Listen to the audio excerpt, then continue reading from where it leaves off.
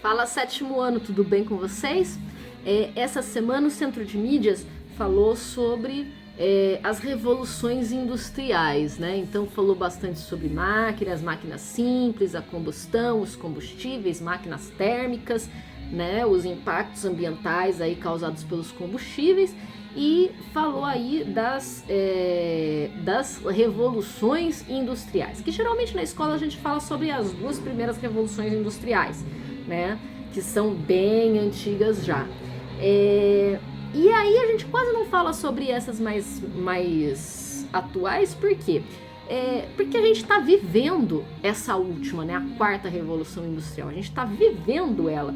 Então a gente faz aí um meio de pensar sobre ela e o que está acontecendo, mas a gente não tem bem uma documentação, né, de tudo isso, porque está acontecendo agora. Então estamos ganhando informações sobre isso agora e tudo mais. Então vamos fazer uma recordação sobre as revoluções industriais, né? A primeira revolução industrial lá atrás, 1700, lá, né? Foi a época que começaram a fazer as máquinas térmicas, as primeiras máquinas térmicas, que eram movidas a vapor, né? Então esquentava-se uma caldeira e a pressão do vapor fazia girar os pistões, as rodas, né? E aí, por exemplo, movia a locomotiva, né? Movia o maquinário. Então eram máquinas movidas a vapor. Essas máquinas movidas a vapor precisavam de um combustível que na época era o que eles conheciam, que era principalmente o carvão mineral. O carvão mineral, então, é um combustível fóssil, né? Ele é retirado por mineração e tudo mais, e ele causa uma poluição gigantesca, né? Então mudou demais a aparência das cidades, escureceu, ficou com muita fuligem, né? E começaram a perceber que as pessoas estavam sendo afetadas, muito afetadas por essa poluição, né?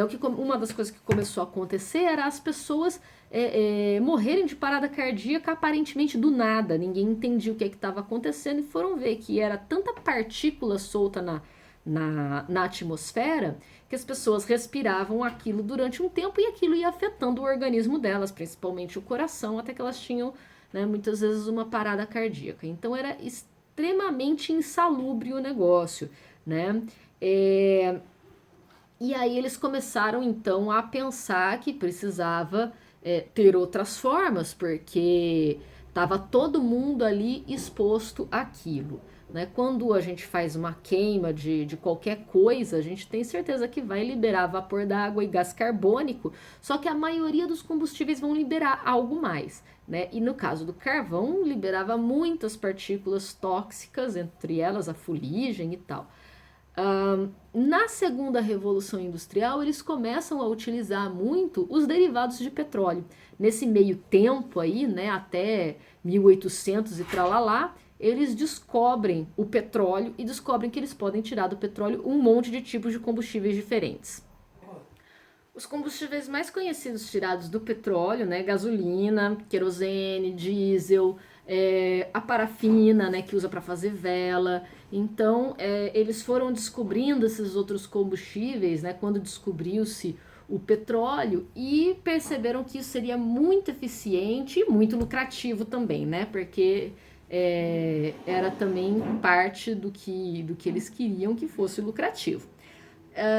E aí começaram então a usar esses combustíveis e desenvolveram um novo tipo de máquina, que era a máquina de combustão interna.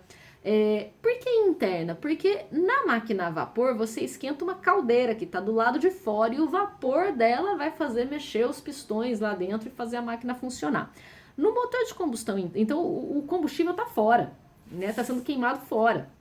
No motor de combustão interna vai se jogar pequenas parcelas do combustível dentro do motor, numa câmarazinha dentro do motor, e lá dentro ele vai ser queimado e fazer pequenas explosõezinhas que vão fazer o motor funcionar. Então por isso que é combustão interna. E foi aí que se criaram os carros que a gente conhece hoje em dia, né? Lógico que não tinha toda a capacidade que tem hoje, mas a ideia do motor era basicamente essa, a combustão interna. Então isso revolucionou, né, as máquinas, as produções, os transportes, né, que ficaram mais ágeis do que eram antigamente e tudo mais, né?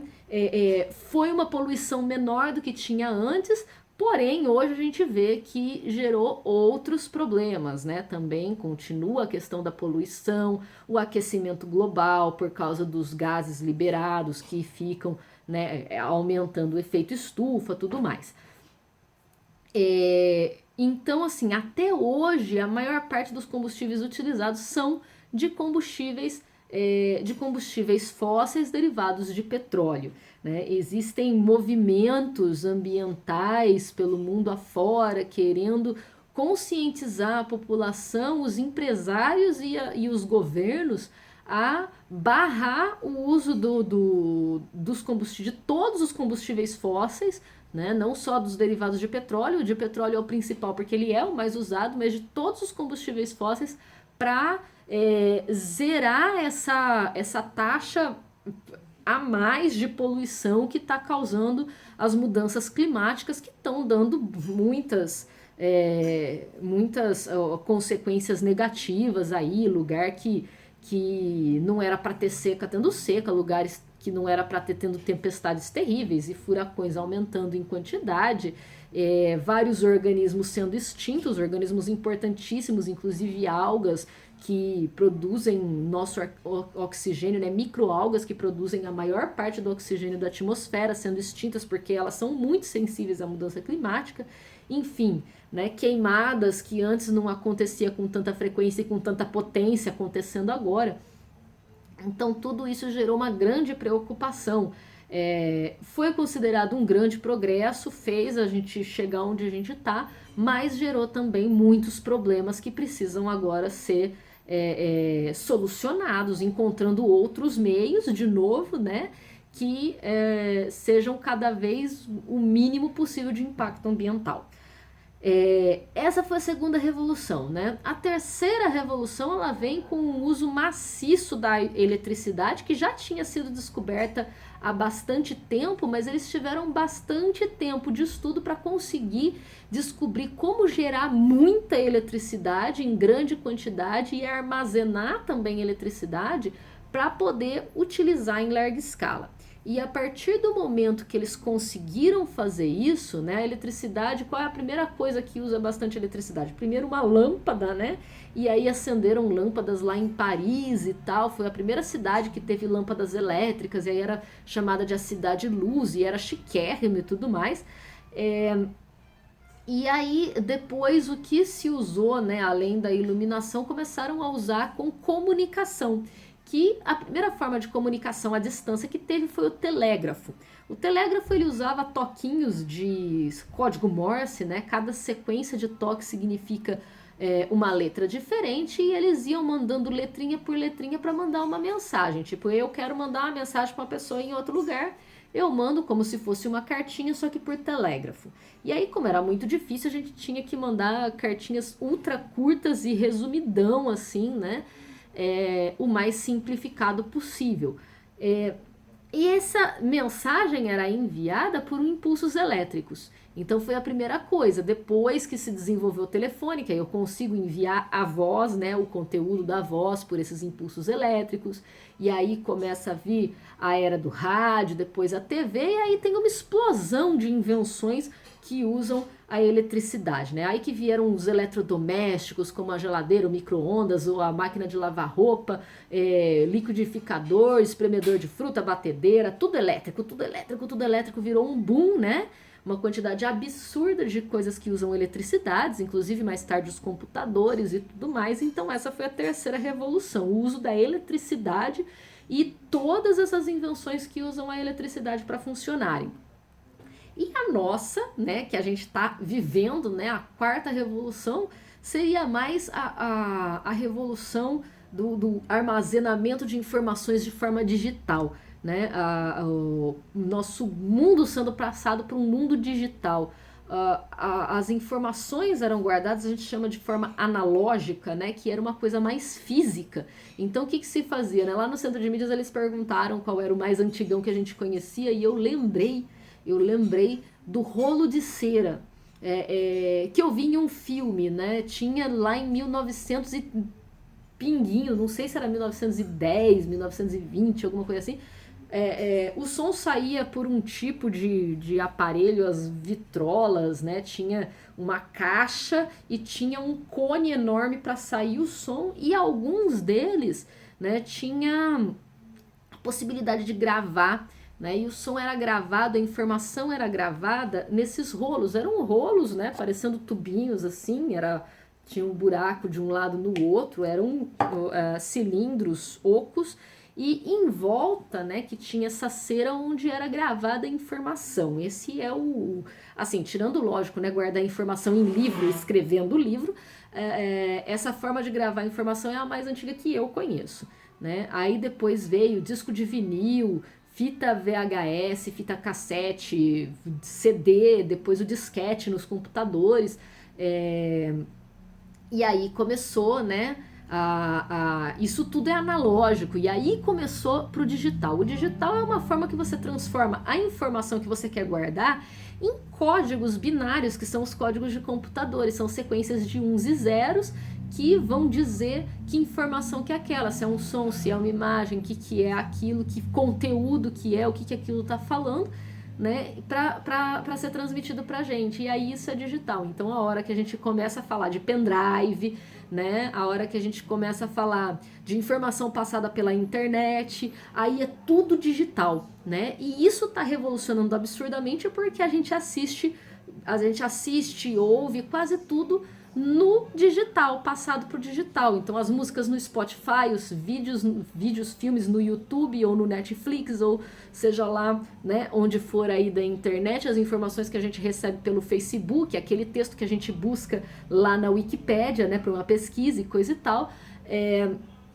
Tudo isso então digitalizado faz com que a gente tenha acesso a uma quantidade gigantesca, enorme de informações, né, que antes não tinha. Imagina, em 1900, para você ter acesso a uma informação, você tinha que saber ler primeiro, para poder ir numa biblioteca e ler um livro, né? Isso quando não era proibido, lá bem antes, né, de eras em que era proibido e tal, né, por certos grupos que controlavam e tudo mais.